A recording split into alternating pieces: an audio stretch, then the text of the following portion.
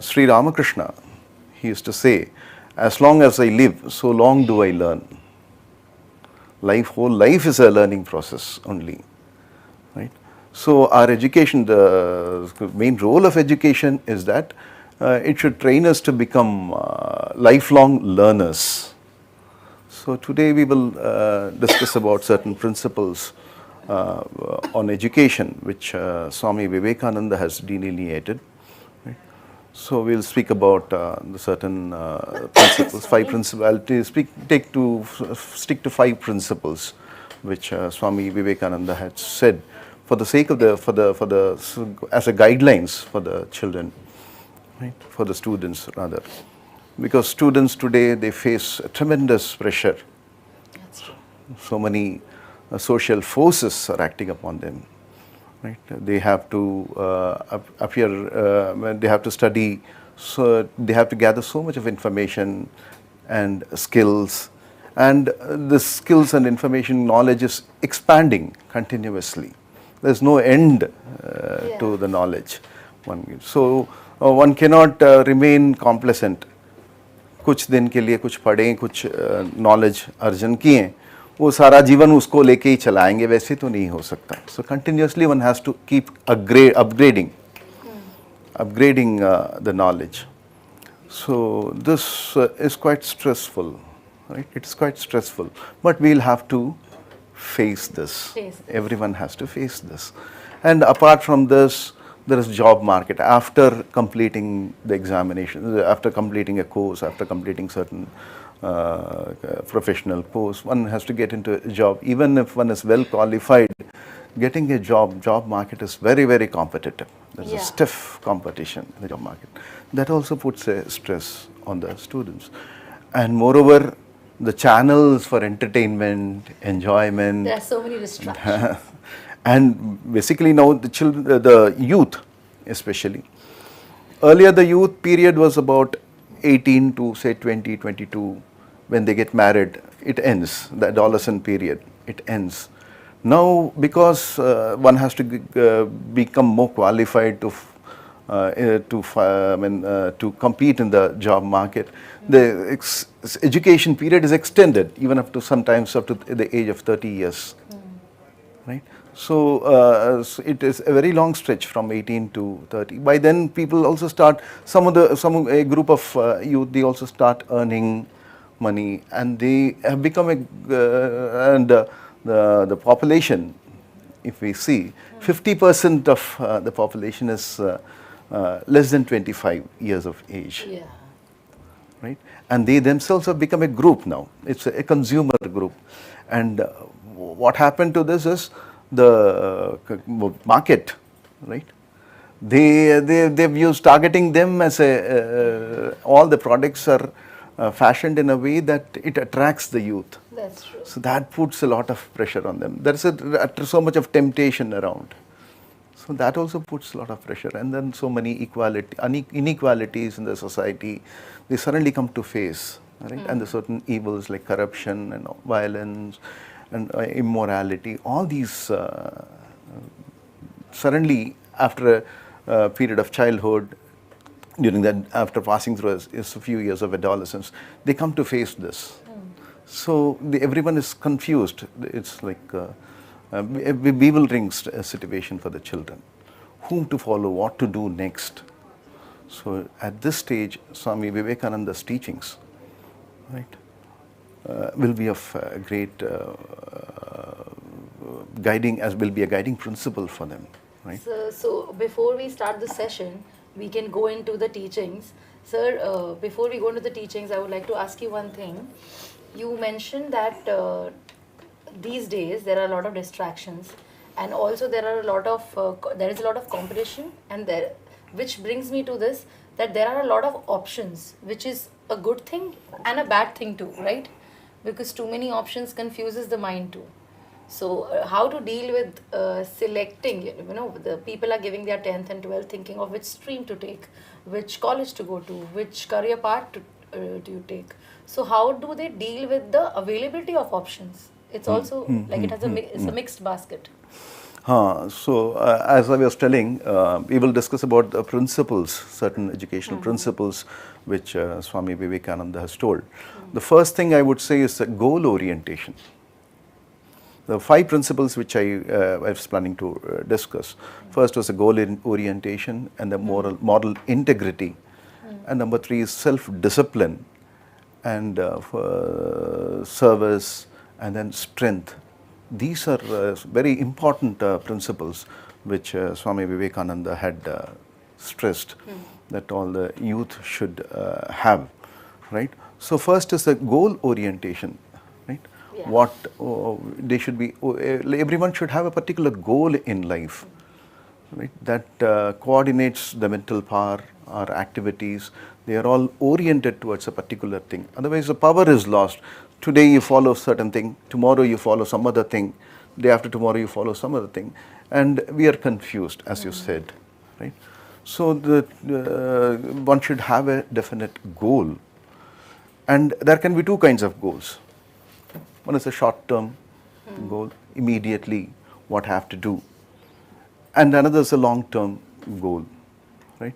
A short-term goal is what is one's responsibility, immediate responsibilities that is available, that they have, how best they can serve the society, what duties they have, so that they can best serve the society, they can be of good use to the society. Right? For a student, it is studies. Yeah. Right? For a student, he has to prepare himself for the profession he is going to take up. So he has to study well and acquire skills. Right? Yeah. So these 2 are very important. And now what skill to take up? Every student has got some potential. Every human being has got some potential, has got some capacity, inbuilt capacity. So education should help us identify. Somebody may be good in studies, some may be good in singing, some may be good in sports, some may be a leader, some may be good, they may have some business knacks, right? Some may be good in technical things, some may be good in computers, right? All this, education should provide an opportunity, should help a child to identify what he is good at, first thing. And it should also provide opportunities so that he can develop those skills. So the right? confusion can be lessened if you look at what your aptitude is, Right. and accordingly choose your skills and your career. That's how the confusion can be lessened. That can be reduced. So the education should provide this opportunity. Unfortunately, in our country, because of socio-economic conditions, right? So the parents mainly decide what course of study his child has to do, right? And then what profession he has to take. So he is not able to actualize what his own potential. That gives, over a long run, taking up a profession which he is not interested in, it frustrates him. That is one of the greatest difficulties. So education should provide some opportunities to identify better people who are well off, have better economic condition, who are in a better economic condition, come from a better economic better family, as considering the economic conditions. So they have a choice. They are in an advantageous position, right? So that is an imbalance in the society. Sir, as you said that the parents, in our culture, more or less, it's becoming lesser now. It used to be more earlier, but the parents decide for the students. So I have also seen people facing this with my siblings and other things. So in such a situation, how should the student be able to convey to their parents that maybe this is the path you think is correct for me, but I think my aptitude is for so and so? How does the person convey this? No, see, we should allow a student to pursue his interest. Pursue. We can always, a parent can easily identify what interests his child, gives interest, what aspect gives interest to his child. So, I mean, the parents should guide them in such a way that they don't go astray.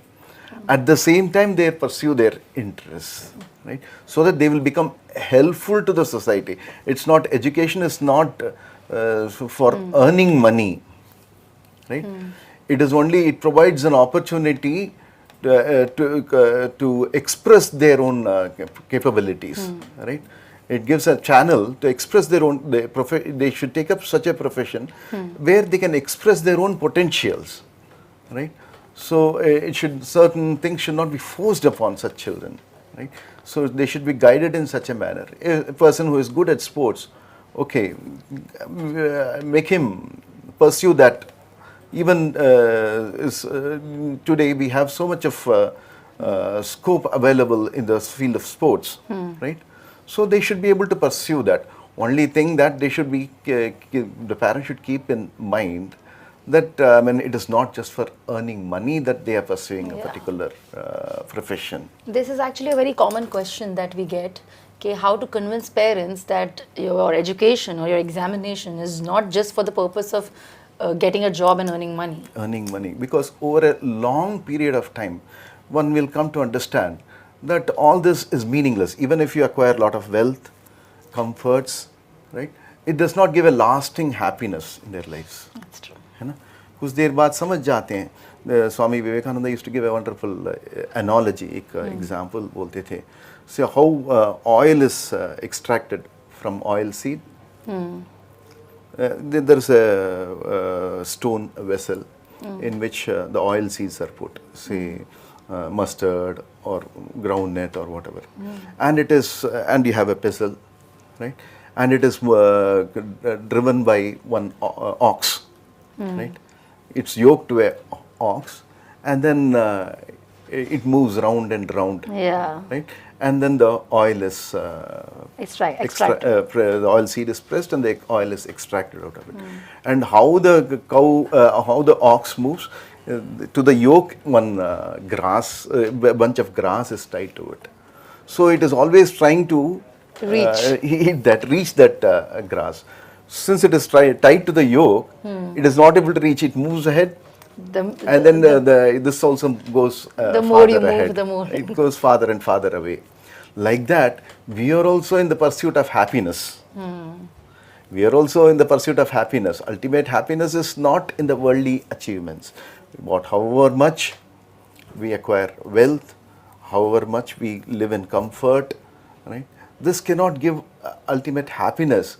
There is even a wealthy person feels a void within himself. Even a person who has pursued his profession, which gives him interest, right? A very creative profession he might have taken to, and which gives him interest.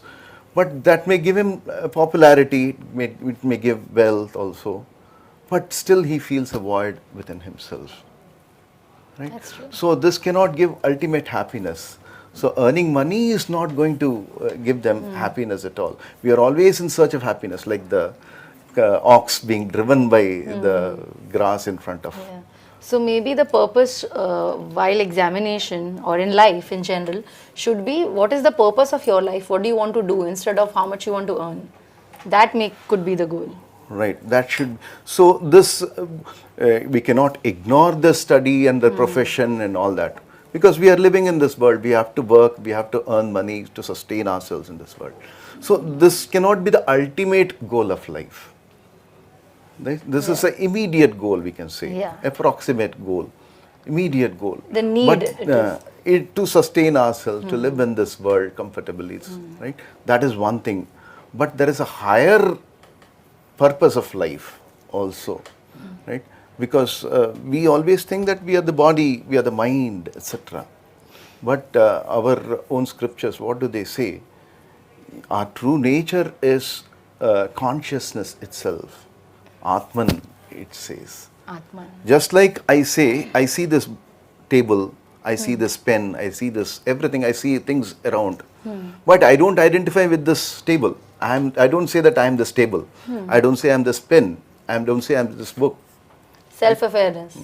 No, I see. Most of the time, we are not aware of ourselves, Okay. right? We are aware of ourselves in a different way. Uh-huh. I'm just coming to that. Say, I don't identify myself with this. Same way, the body also, I'm able to see it. Mind also, what is happening in my mind now, what I am thinking, that also I am able to see, right? Yeah. So just like this table is not me, even so, I am not this body also. I am not Okay. this mind also. So I am something different from this. This idea does not come to everyone. Yeah, that's We true. ourselves, even in spite of repeatedly bringing this idea into, I mean, we may not, when we are actively working in this world, we identify with ourselves, with this body. But this is ignorance. That is what Vedanta says. This is ignorance. I am so and so. I am Swami so and so. He is Mr. so and so. He is Miss so and so. Right? These are all only in the transaction, in the worldly transaction we identify. But this is not the ultimate goals. So whatever happiness we try to find, happiness and comfort for this body, right? Some popularity, name, fame, some happiness. All this belongs to the mind, right? So if we stop at that level, then there will be sufferings in this life, right? Because these will come to an end at some point of time. So the higher knowledge, this is what is called as higher knowledge, the knowledge about your own self, what I am truly. That is called as higher knowledge. It is called as Paravidya according to the Vedanta. Para means higher. Higher. So all this worldly science, technology, right, history, biology, physics, maths, all these are called as lower kind of knowledge. Okay. Right? It's called as a lower kind of knowledge. So lower kind of knowledge and higher knowledge, both are necessary. Right? Upanishad, one of the Upanishad, Mundaka Upanishad beautifully says, Ve vidye veditavye, paracha aparacha. One has to know Ve vidya, two types of vidyas, two kinds of knowledges. One has to have knowledge of two things. One is the lower knowledge with which you transact in this world, and with the help of this we should be able to transcend this worldly identification also. That is called as a higher knowledge, that I am this self. So this is only a preparation, right? This is the worldly experience is only a preparation for something higher. I am this Atman, right? That identity should come. So if if a child is taught right from the beginning itself that I am not, you are not this, and you are not, you should becoming an engineer, becoming a doctor, becoming a lawyer, going abroad and studying. This is not the ultimate thing. Yeah. This is only for the sake of earning money and existing. There are different avenues. As you said, there are so many opportunities where they can earn and in a moral way, right? Yes. And live happily also. But there is a higher purpose. If that is made known to the child, then all this disappointment, all this depressions, all these pressures will go away, will fade away. One can readily face, even if does not score a very high mark, one is not depressed about it. One may be disappointed for some time. One may not become depressed, or one may not commit a suicide, right? One may be a failure in his attempt to become a sportsman, right? But he would have achieved something with which he can continue his existence. Some experience, some knowledge. Some knowledge is there. He can live in this world comfortably with that. It's not that only a highest achievement can make him live happily. It's not that. That's true, sir. So we are already getting live questions. So one of the questions is from Ramesh. He's from Nagpur. He asks, how can one focus better during exams when there are so many distractions? That is only a practice. In Bhagavad Gita, there is a beautiful verse. Chanchalam hi mana Krishna, right? Pramati balavadridam. This mind is always chanchala. Chanchala means very restless. Restless. Naturally, children, the mind is restless. Chanchalam hi, even Arjuna had the same difficulty. Chanchalam hi mana Krishna. Pramati, it is very adamant. and very forceful also.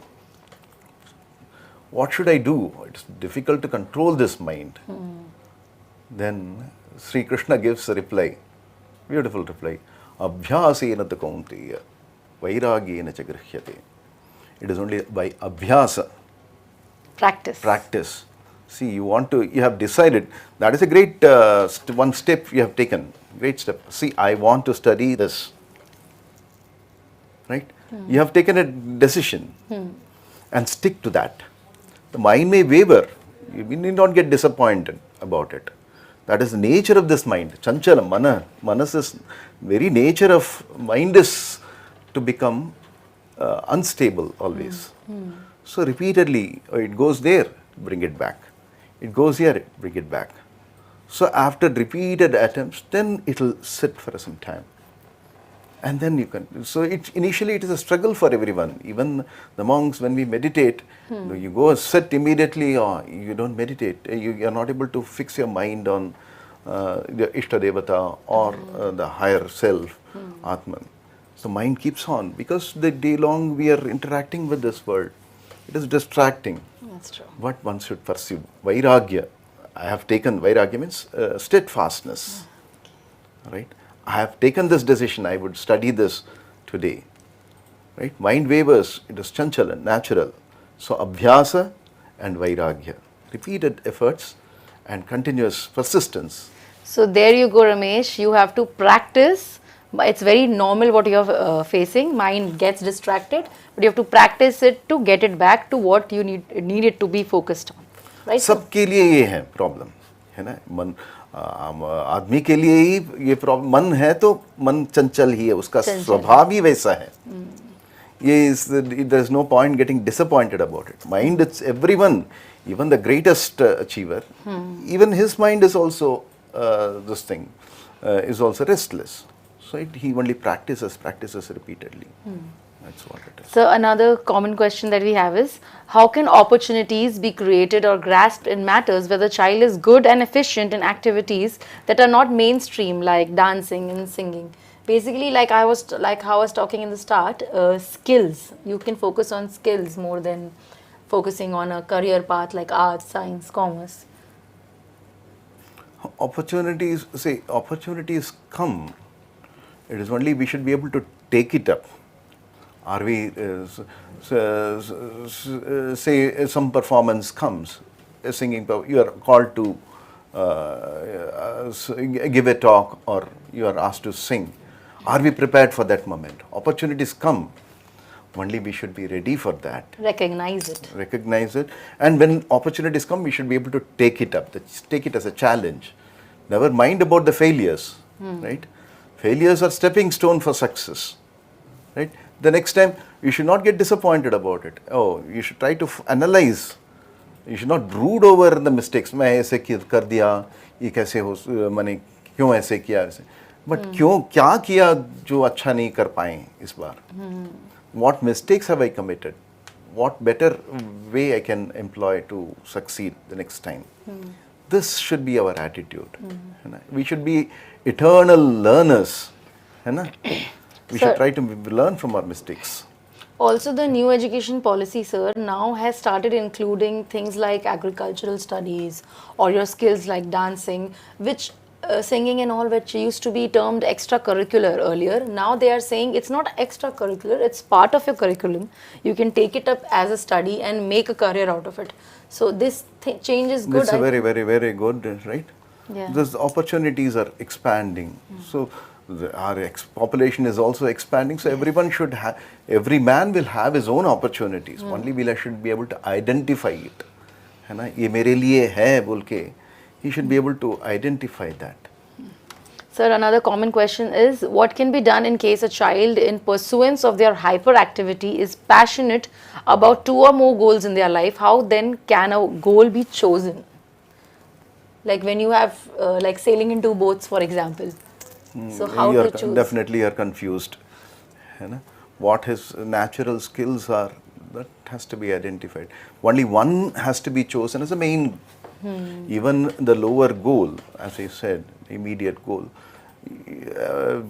placing your feet in 2 boats is disastrous. So The how same does way- the parent identify which one, or how does the child identify? See what comes natural to it. Say a person can speak well, if you say. You can naturally see his readiness to express himself, so many ideas coming to him. So he is a good speaker, he is a good leader, which we can identify. So only certain opportunities when they come, it should be encouraged, right? Opportunities come, we should not be on the lookout. It comes, and when it comes, we should be able to take it up. Yes, sir. So another question that we have today is, I'm unable to manage the time to prepare between all the subjects and I get really scared because of lack of management. How should I divide the time and manage my stress? Time management depends upon every person, how much he can, how well he has trained his mind to concentrate. But everyone can have make a beginning. Everyone can make a beginning, right? So it depends on the time management, depends on how well one can concentrate one mind. Say one's mind in a particular activity. Say there is a book I want to read, right? So each time when I start reading, so many thoughts keep coming, right? So many thoughts keep coming, it's distracting, right? So I take a long time to read one chapter, right? Whereas a person who can fix his mind in a particular subject immediately when he takes up a book, and he can read it in a few minutes, a few seconds also. This depends on the kind of mind which we have, the pure mind. That is also a very important thing. It's a very, very profound idea. There is something called brahmacharya, right? Chastity, right? It's chastity of mind.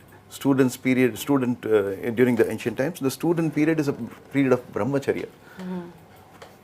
Not only physical, mental also. One should have pure thoughts, right? That increases the mental vigor. You can quickly grasp the subject. You're less distracted, you're more focused. You're focused, and you can grasp very subtle ideas also, and you can retain whatever you have read for a long period of time. That is depends on the purity of mind. That is what is called as brahmacharya. One develops a medha nadi, they call it. There's a kind of a nerve, a medha nadi, right? That gets strengthened, right? One develops a medha nadi. Swami Vivekananda, when he came to his guru, Sri Ramakrishna, he said, if one practices, Sri Ramakrishna said, one practices brahmacharya for 12 years, he develops a special kind of kind of a nerve power, right? That's called as a medha shakti, buddhi shakti. Medha is buddhi actually, power of buddhi. So it is a medha shakti which he develops. So he can quickly grasp very subtle ideas also, and also retain those ideas. So Swami Vivekananda, when he went to, as you all know, he went to America in 1893. He went to participate in the World Parliament of Religions in 1893. So before he went to take part in that, he did not have any credentials that he is representing such and such a religion, and some distinguished person should give an introduction. Only then they will accept him as a member of the Parliament of Religion where he can speak. So before he went, he didn't have any credentials because he went with a different intention. He wanted to regeneration of the country was prime in his mind. So he wanted to find some means and come back and do something in India. So when he went to participate, he did not have any credentials. So he went to different places. In Harvard, he met one professor. Okay. They met some very distinguished people, learned people, professors. So this John Henry Wright, Professor John Henry Wright, he met him in Harvard. He was a professor of Greek in Harvard. So this Professor Wright, he was so impressed with Swamiji's knowledge, Swami Vivekananda's knowledge. He said, you should represent the Parliament of Religion. Right? He said, no, I don't have any credentials. They say if I don't have any credentials, I cannot participate in this. Oh, Swamiji, to ask credentials from you, right, it is like asking for the sun to shine. What right it has got to shine, right? It is just like that. And then he himself wrote to the committee, the Parliament of Religion committee, the president of the committee. He wrote, see, here is a man who is more learned than the learned professors in America. Such was his this thing. Aura. Such was his mental capacity, his knowledge, right? And one more interesting thing is, because of his, this is the once when he was in Calcutta, the headquarters of Ramakrishna Mutt, Belur Mutt they call it. So there he was in his room, and he had a small library. So he had a lot of books. There, 10 volumes of Britannica Encyclopedia. Yeah. Encyclopedia Britannica was gifted by somebody to him. So he was reading the 11th volume of that, right? A set of volumes, the 11th volume of that. Okay. One of his disciples suddenly came to his room. He was reading this volume. Oh, so many volumes are there, one may not be able to complete it in one's lifetime. He was remarking, the disciple of Swami Vivekananda was remarking to Swami Vivekananda, one cannot complete reading all these volumes. It will take more than one lifetime to read. What do you say? He says, I have already completed in a few days the 10 volumes. I am now reading the 11th volume. Are you making fun? You would have just browsed through. No, you pick up any of the volumes. You question me. And he was quoting verbatim from this thing. Oh, this is exceptional. This is unbelievable. And it's not possible for a human being, he said. No, there is nothing miraculous about it. There's a power of brahmacharya. Yeah. He says, purity of mind. If one has purity of mind, one can grasp anything in this world. Right? This is slowly deteriorating. Right? The ancient wisdom is going away. The brahmacharya, purity of mind. See, nowadays, the social media, this internet, etc. So many distractions, right? Advertisements, young, pure minds, they coming in. It's like white cloth. A small drop if it falls. Yeah. It's difficult to erase it. Like that, a child's mind is so pure initially. That's true. But all these dirty things we are pouring into the mind, I sometimes it makes me feel all these people who are advertising all such things. Don't they have mothers? Don't they have brothers, sisters? Don't they have their own family? How they face their own people doing all this work? Right? I think the ad makers are driven with the force of just achieving targets. Money making has become this thing.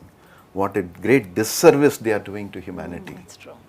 Right? The whole generation we are spoiling, our own, we are cutting, just like sitting on top of a tree and cutting the root. Your own root, yeah, that's true. Right? We'll have a big fall. So students have a good learning today. This age would be till 25 or till 30? Which one? The practice of purity of mind. Purity of mind is a lifelong purity. One should maintain. The brahmacharya and the physical. Brahmacharya. See, even one becomes married. Right? One becomes married. You don't look upon the other people in an impure way. Yeah. Right? Marriage is also one institution. Yeah. It doesn't mean that everyone should become a monk. Marriage is also an institution. Really like monkhood monkhood is an institution. Yeah. Right? Both of them will meet at one point of time. Right? This marriage is not for enjoyment again. Okay. Right? Marriage is also not for enjoyment. It's a responsibility. See, certain urges are there. You satisfy those urges. And after birth of a child or two, you live like brothers and sisters, right? You look upon your own spouses as brothers and sisters, right? You don't lead that animal life, right? Again, right? Sir, we have another question. sometimes I feel I need extra help in some areas of study. I'm scared to ask from my teacher, what should I do? Certain times you don't know how to approach your guru. You are scared of what he may Teacher. think. No, no. A teacher will be very, very happy to invite questions from the, especially a student who is interested. Say after giving a class for 45 minutes, so nobody asks any question. Teacher will feel bored. In fact, so it has not gone across. He might think if some doubts arise in the mind of the child, it means he had tried to follow the class, right? And he wants to further clarify the ideas which are in his mind. So a teacher, in fact, will be very, very happy to entertain such questions. So one should give up all this fear, right? It is only a kind of it's an obstacle which we are creating in our own minds, right?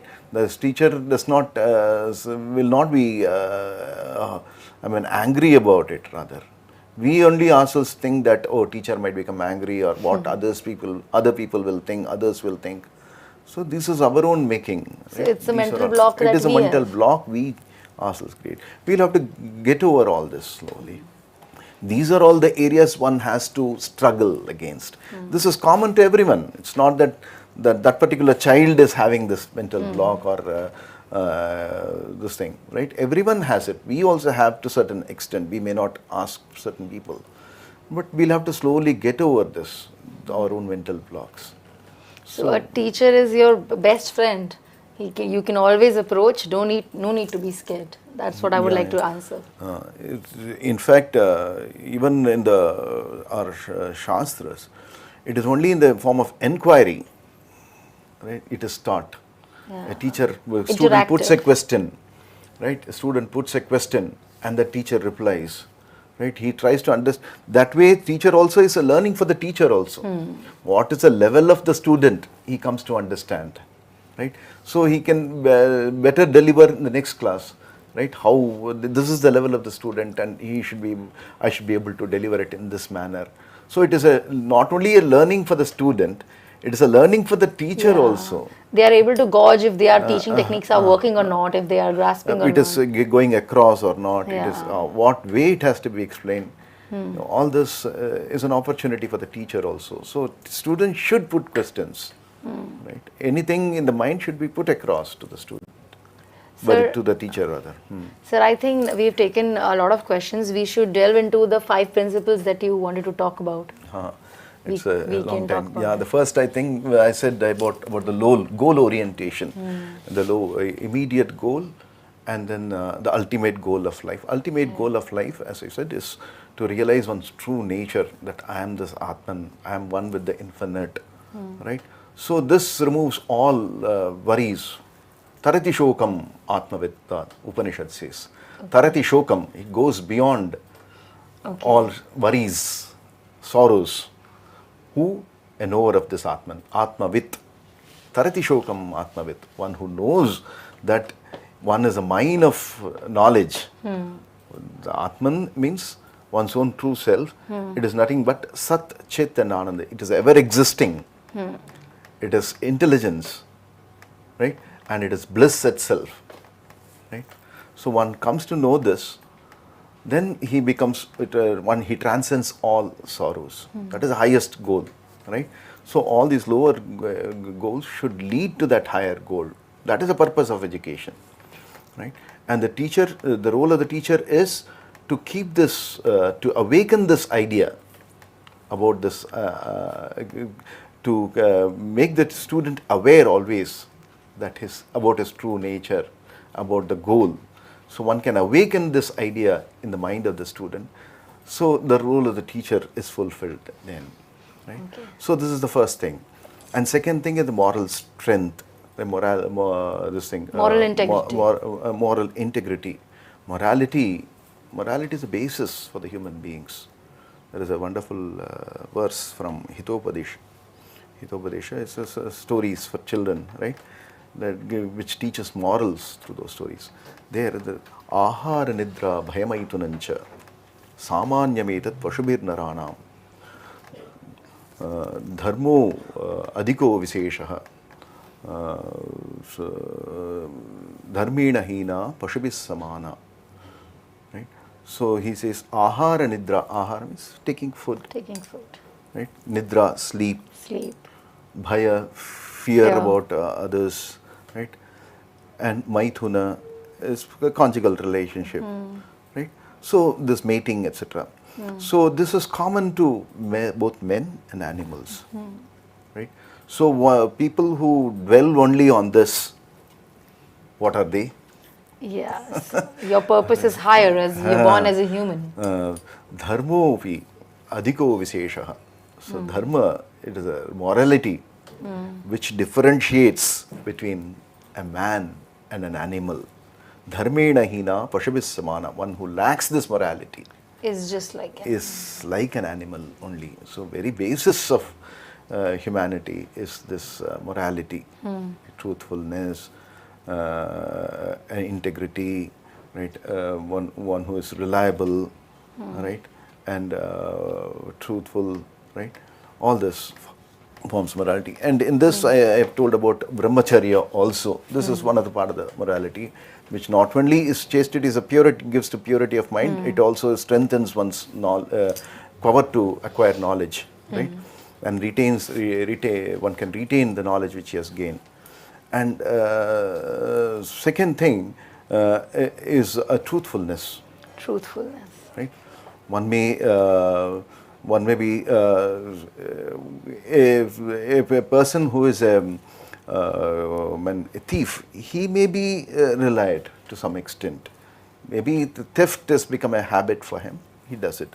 But a person who is untruthful, who lacks truthfulness, one cannot be relied at all. What he says, whether he is saying whatever he says is true or not, one cannot rely on him. So truthfulness is very basis of the whole world works with trust. Honesty. You know? Trust. See, today I leave out, I take a vehicle, he'll drop me at a particular place. I trust that person that I bought this vehicle and he charges me the right amount. Like that. So everything works on trust.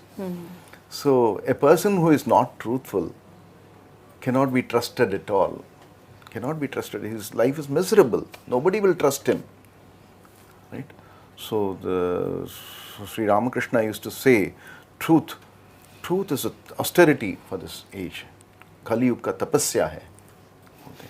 Because student life is a life of austerity, hardships. They should. We are normally in these days we are pampering them with all this thing, but actually the student has to pass through some hardships. He has to toughen himself to face anything in the life in future. So this truthfulness is one of the greatest austerities. Yeah. One who abides by truth, he sits in the lap of the God. God will protect him under all circumstances, right? The idea of God we are forgetting, right? We think that we are going to achieve everything by ourselves. So that is why we have thrown truthfulness to the backyard. We forget there's a higher power. All kinds of trickery we adopt to gain small things, petty things. But in the long run, we will find nobody trusts us. Even the family members cannot trust you. It's become such a habit. So this truthfulness. And third aspect is one should not harbor hatred. The child should be taught that it should not hate others, right? See this hatred. Hatred. Even if you have, if you go to a cave, right, and have a harmful thought about a person, right, it will come back after so many years. We do not know why we are suffering, right? It eats away one's inner life, right? Your mind so keeps one should going not there. Keep dwelling about that person only. It gives little bit of hatred. It again compounds itself, right? So hatred one should give up. Not only about individuals, it should be about the groups also. Racial, religion, religious hatred. We should all think that we are all children. Like we don't hate our own brothers and sisters in our own family. That's true. So we should have a higher idea that we are all children of God, right? We are all children. We should not have hatred. We may follow different paths. We may have different ways of life, but one should not have any hatred. So this idea of hatred should go away from the minds. So education should teach them that, the broadness to accept it. Swamiji once went to, when he was in America, Yeah. before the Parliament of Religions, he was going through that fair, the World Fair. He was passing through that. He was wearing the Indian kind of a dress and with a turban on his head. So one person from the back, he just nudged him, pushed him aside.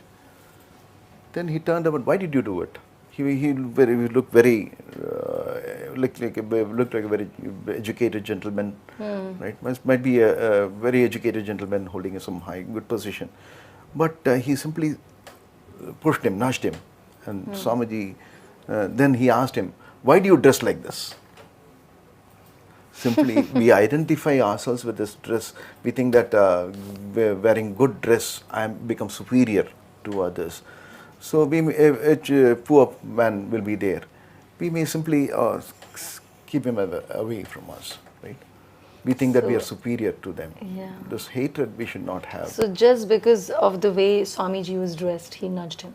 We also, to a certain extent, we have it in a subtle way. We may not express it the way that person did it. But we थोड़ा तुच्छ भाव तो रहता है हम लोग को, even to some extent, right? So this should not be. This hatred should not be. So this is about morality. And the third idea is that self-discipline, right? We have talked about morality, that is brahmacharya, truthfulness. These are not the extent, this is not complete. There are so many virtues, but one can follow any of these three virtues. One can do well in life, right? One's life will be successful. Like once a saint was there, somebody went and asked him, give me some upadesha, give me some teachings. Then dharma upadesh kuch dijiye. Then he was said, haven't you read in the primer, kindergarten primer, that you should speak truth and taking things of which belongs to others without telling him, right, is theft. So follow these two. That is sufficient. You will achieve God, right? You're making it sound really simple, and it is simple. So everything follows through. So you stick to certain ideas and then stick to it lifelong. Then one will achieve everything through that, he says.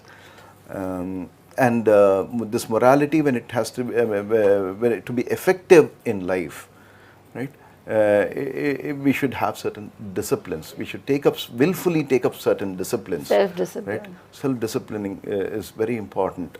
See, the success in life, especially the student life, it depends on discipline. One who is not disciplined, irregular, lazy, he can never dream of success in his life.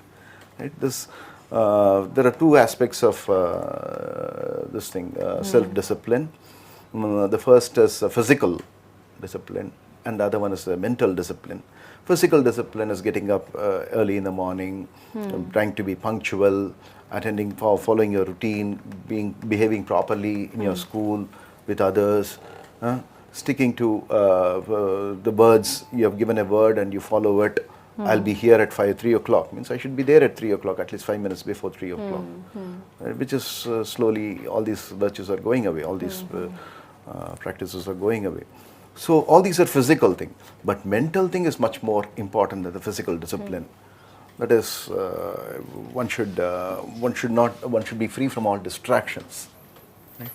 So the distractions in the form of desultory, this thing, very bad programs, TV programs you see, right? And social media also, so many things are being circulated. You see all that. That distracts the mind. And after watching all this, if you want to study, will your mind sit on the subject? Your mind has been, the adrenaline rush that you call it, has been triggered towards another direction. Always, because your mind is always, what you do consciously, that leaves an impression on your mind. That again, not only the seeing things, The mind also generates objects in the mind and itself, and your mind is distracting. It's not allowing you to concentrate on a particular thing where you want to put your mind on, right? So that is not, so distraction comes in this manner. All this entertainments, very cheap entertainments, and also so recreation, everything should be moderate, right? Everything should be practiced moderately. Too much of recreation, spending too much in recreation, playing, etc. So all this again distracts the mind. True. Right? A child should be taught moderation. And second thing is the reading habits.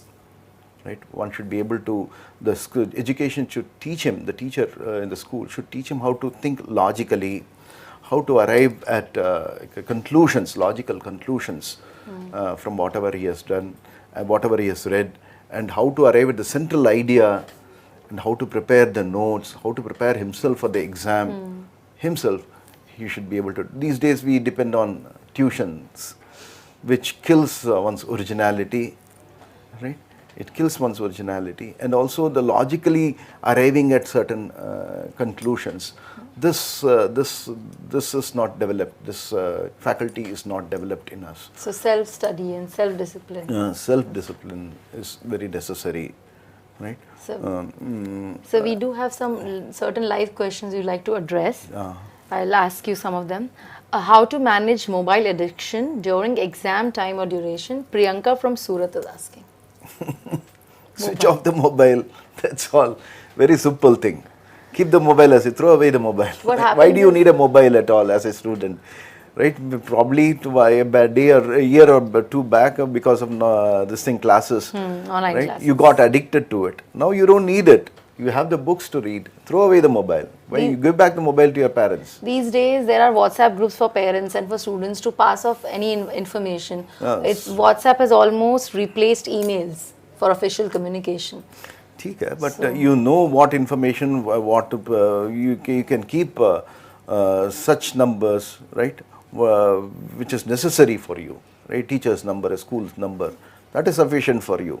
You don't have to develop your own groups, right? And it becomes an entertainment for them. And I think you can keep apps that are going to help you develop in your student life instead of keeping the apps that distract you. Maybe that can help.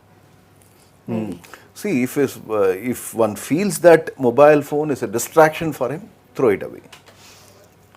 Right? If one feels it, really feels it, then it has to be set aside. Set aside. Right? You have to be strong. You have to be strong. What you want to achieve, I have decided, I should stick to it. वैराग्य होना चाहिए. वैराग्य नहीं है कि सब कुछ छोड़ के चले जाएंगे, वैसे नहीं है. Even for the lower this thing, right? Achievements. I have to prepare for the exam. I have to complete this. That is vairagya, firmness of mind. That is a firmness of mind. So you sacrifice the little distractions for the higher goals. Sir, we have one more question. Siblings' marks are getting compared by their parents. How to deal with it? Vibha from Rohtak is asking. This often happens कि आप बड़े भैया को देखो या दीदी को देखो, उन्होंने इतना अच्छा कर लिया, आपके नंबर क्यों नहीं आ रहे? See, it is how he is. It is good as well as bad, right? How he could get it, you can learn from your elder brother. If he is doing well, उसको देखो वो पढ़ रहा है, तुम भी पढ़ो, ठीक है. That is good. That is necessary also. Comparisons will be there. It cannot be given. But this teachers, the parents also should be not be too nagging on the children. उसको देखो वो कैसे कर रहा है, इसके देखो ये कैसे कर रहा है. Because no two people are the same. No two people are the same. They cannot be the same. That is there. But at the same time, some good examples has to be set in front of them. It has to be, right? Good students, good people. We have certain ideals in front of it. Even we look towards certain higher. A good person as an ideal, like that. The teachers, the parents also, parents or teachers, they should present good ideals before them, but it should not be too nagging, right? It should be encouraging. It should not discourage a student from studying, right? Sir, Anjali from Ghaziabad asks, Is exercise help? Does exercise help mentally to stable our mind or not? No, mind and body are related. See, if the body is sick, I have a headache, can I concentrate on the studies?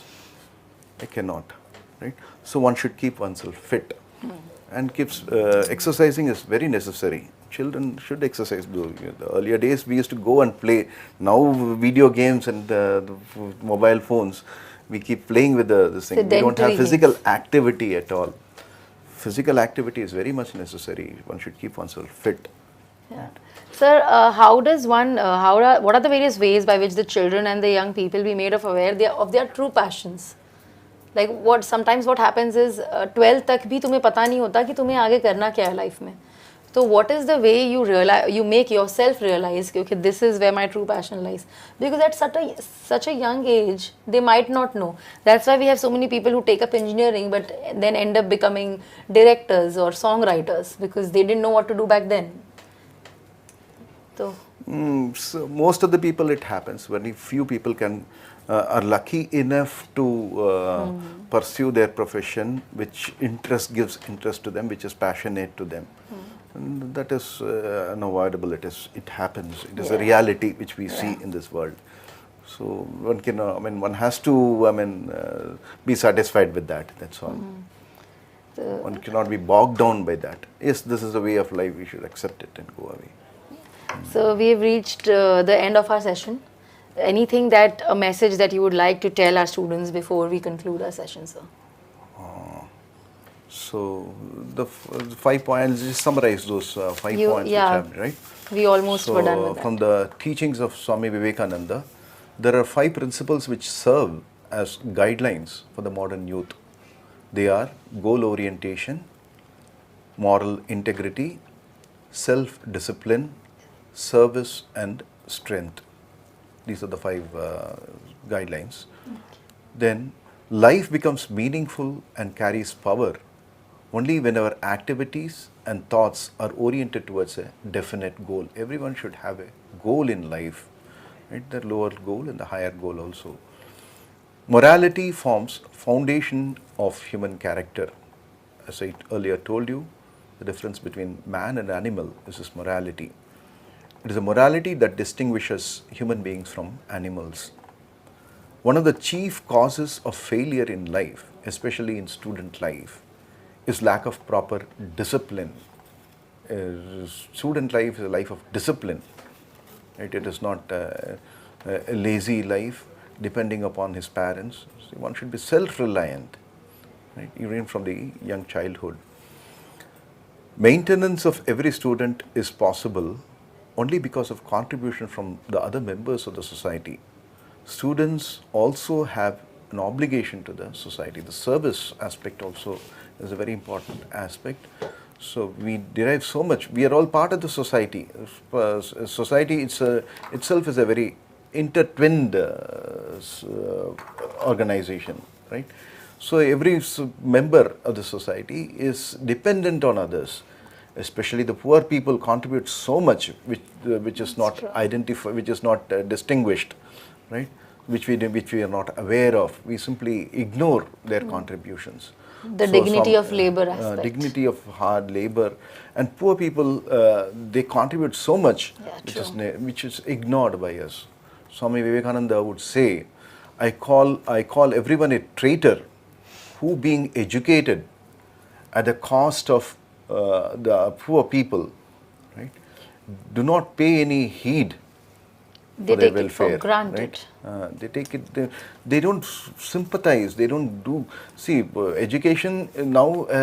How much I can earn, how comfortably I can live. Right. But education. This is what is a common idea. But education, we should pay back to the society. We should serve the society with the skills, knowledge which we have gained from the society. We have an obligation. Every human being has got an obligation. So much of subsidy we get from the department, from the government, for our education. Right? Every member of the society, you go to the school, your school bus driver, right? He does so much. Every day he picks you up from your house and drops you at the school, right? Your maid at the house, so much she does for you. Do we think about it later on, right? Be thankful, be grateful. Be thankful. You may not directly serve that person, but a similar person, a poor person, you can always serve, right? You can serve. And this is also, it is not a condescending, oh, poor man, he's suffering. It's not that. Don't patronize the person. Patronizing yourself, right? Keeping yourself in a high pedestal. Oh, I am giving you a help. Should No. not be like that. Swami Vivekananda is one of the greatest contribution is service of God in man, right? What the entity, the Atman is our true nature. This Atman is present in every one of us. That is only one entity. It's not, my Atman is not different from your Atman. His Atman. That is one only. That is manifesting as this, less like in the ocean. Yeah. Ocean is one, right? It is manifesting as different waves. Like that, each human being is like a wave in the ocean, right? This Atman, the consciousness within us, is one only that is manifesting as different different beings rather. So, I'm serving the Atman or the God himself, right? By doing good to others, I'm doing good for myself only. True. Right? This is the idea. Serving God as man, serving man as God. Right? Jiva Shiva, Ishvara Shiva. That's true. Right? Seva of Jiva, individual, is serving God only. We worship in the temples, right? Giving food to a person, right? Or serving him in a hospital. This is also a serving God only, right? In the temple you offer food, you offer nice mithai and all. So you can right? make service a part of life. A stale one, it will not say anything. The image cannot say anything. Whatever you offer, he will take it. Right? You think that he takes it. But if you give it to a person, a stale food, will he take it? He will thrash you back. So, it is a more difficult kind of a worship. So, worship God in human beings. In human beings. So, service to God is service to man is service to God. So, everyone should contribute to this society. Yes, sir. And one more important thing is that all power is within you. Believe in that. Do not believe that you are weak. Stand up and express the divinity within you. Everyone is divine. All power is within oneself. This should be manifest in every moment of our life. True. Right? The strength. The strength of all strength is not in the external world. It is within us only. Right? So, we are reaching the end of our session, sir. It was really nice talking to you. And I almost felt like I was in a spiritual session more than an exam warriors session with you, sir. And we thank you, NCPCR, New India Junction and Doordarshan. We all thank you, sir, for participating in Pariksha Parv 4.0 for us and for making Pariksha, for helping us to make Pariksha a little bit more as a festival for us, sir. So I would like to take your leave now. We would like to bid adieu to our audience, sir. Thank you so very much. Thank you very much. I also felt happy being able to express certain things of ideas of Swami Vivekananda.